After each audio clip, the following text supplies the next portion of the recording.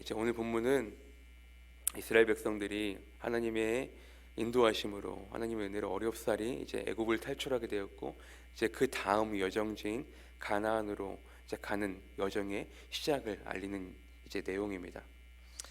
하지만 하나님은 이스라엘 백성들이 가야 할 길을 알려주시죠. 애굽에서 가나안까지 어떤 경로로 가야 되는지 하나님께 친히 알려주십니다.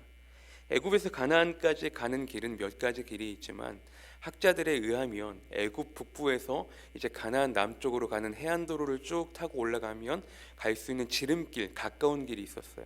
그러니까 그 길은 건장한 남성이 한 5일이면, 쉬지 않고 가면 5일이면 갈 수 있는, 그러니까 이스라엘 백성 전체가 움직임을 감안하면 열흘이면 갈 수 있는 거리라고 학자들은 이제 그렇게 추정을 하거든요.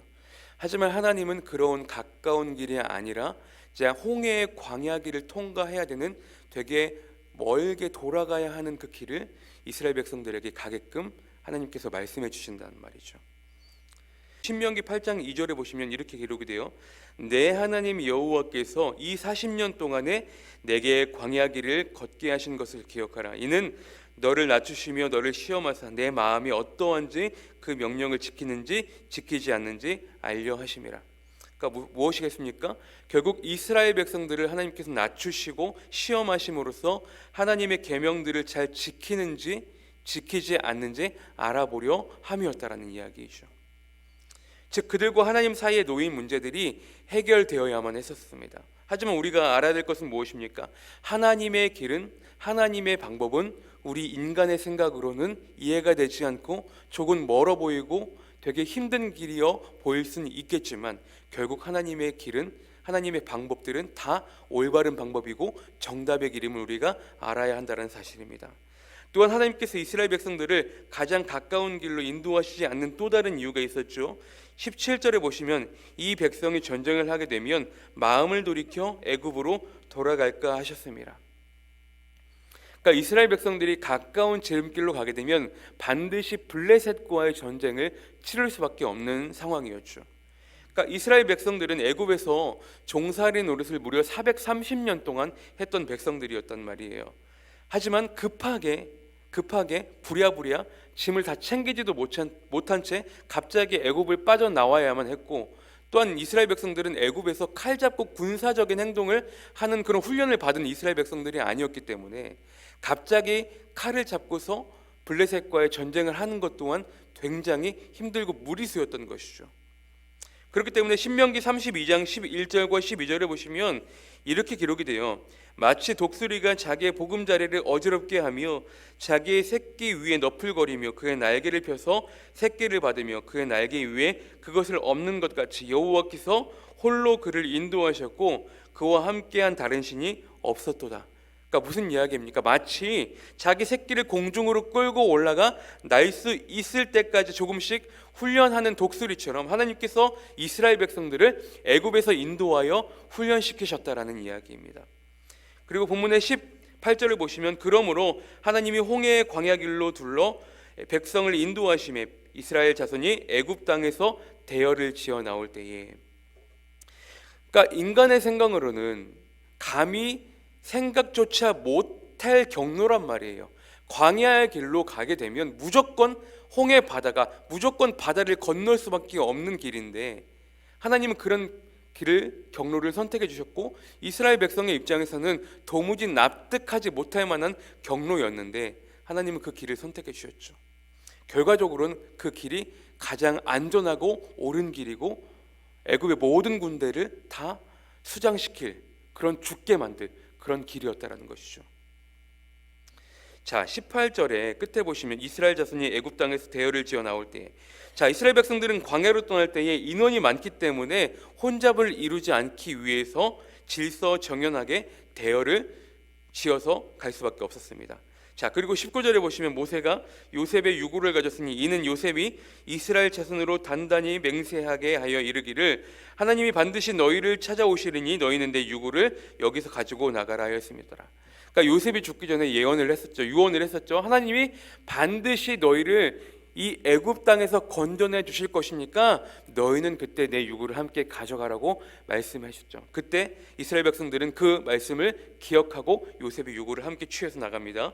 자, 그리고 20절을 보시면 그들이 숫곳을 떠나서 광야 끝 에담에 장막을 치니, 자, 에담은 이스라엘 백성이 출애굽 이후에 두 번째로 장막을 친 장소입니다. 역시나 넓은 광야의 일부이고요, 황량하게 그지없는 아무것도 없는 그저 허허벌판인 광야예요. 자, 이스라엘 백성들이 그런 광야에서 장막을 치고 생활하는 일이 얼마나 어려웠겠습니까?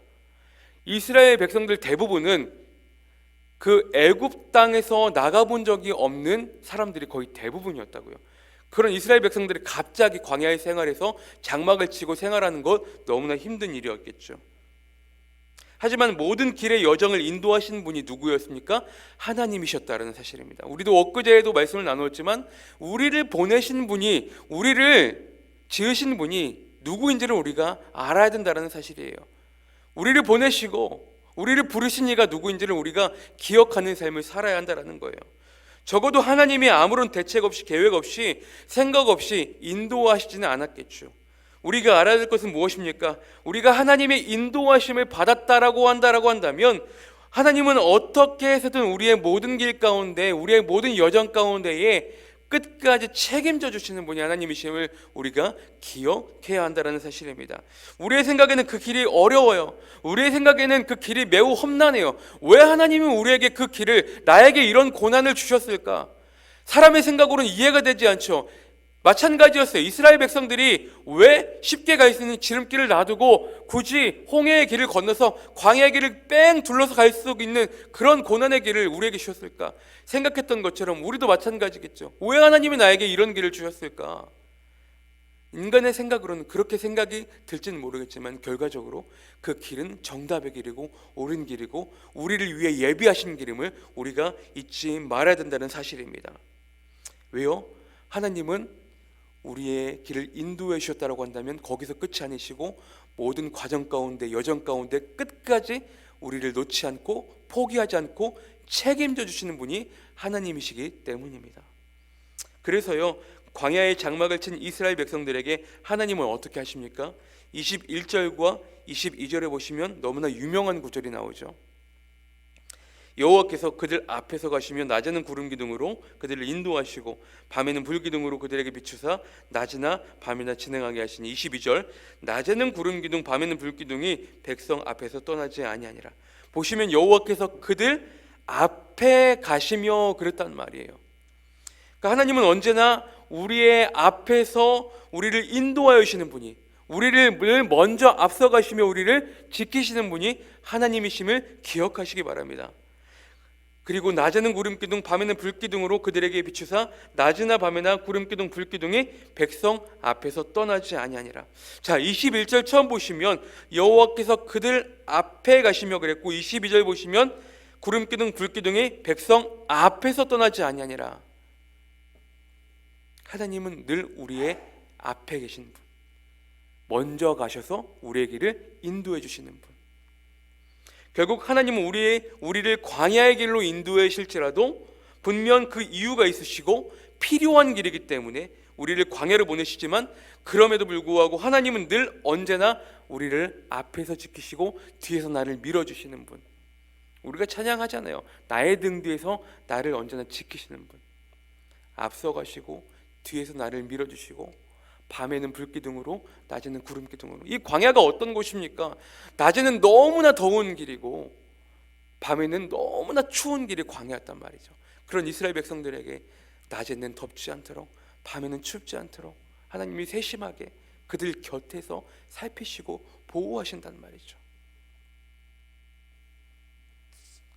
사랑하는 여러분, 하나님은 늘 언제나 우리를 지키시는 분, 보호하시는 분, 인도하여 주시는 분이 하나님이심을 기억하시기 바랍니다. 사막에 길을 만드시고, 그렇죠? 광야에 물을 내시는 분이 하나님이십니다. 하나님은요, 이스라엘 백성들을 애굽에서 건져내 주셨다고 이제 너희들이 알아서 해 라고 손 놓으시는 분이 절대 아니시죠. 이미 택하신 백성들, 이미 하나님께 선택하신 하나님의 자녀들, 그런 하나님이 끝까지 포기하시지 않는 열정으로 모든 길을 앞서가시며 인도하여 주시는 분이 하나님의 사랑이시고 하나님의 은혜임을 기억하시기 바랍니다. 하나님은요, 어두움에 밝은 빛을 비춰주시고 우리의 작은 신음에도 응답하여 주시는 분, 그런 하나님을 우리가 늘 잊지 않고 그 하나님을 우리가 늘 신뢰하며 나아갈 수 있는, 어제도 말씀을 나눴지만 하나님의 은혜와 사랑을 잊지 않고 날마다 기억하며 살아갈 수 있는, 우리가요 하나님의 은혜와 사랑을 잊지 않고 기억할 때에 하나님의 은혜를 발견할 수 있고요, 하나님의 은혜를 발견할 때에 자연스럽게 감사가 나올 것입니다. 하나님의 은혜와 사랑, 은혜와 감사는 늘 같은 맥목이거든요. 우리가 하나님의 은혜를 발견할 때 감사할 수 있는 삶을 살아갈 수 있는 것입니다. 그렇기 때문에 중요한 것은 늘 잊지 않고 기억하는 삶, 그런 신앙이 우리 가운데 필요할 줄 믿으시길 바랍니다. 오늘도 그 나를 포기하지 않으시는 그 하나님의 열정을 우리가 잊지 않고 오늘도 그 하나님 말씀 붙잡고 우리가 승리할 수 있는 그런 귀한 하루의 삶을 살아갈 수 있는 저와 여러분들의 삶이 되시기를 주님의 이름으로 축복합니다.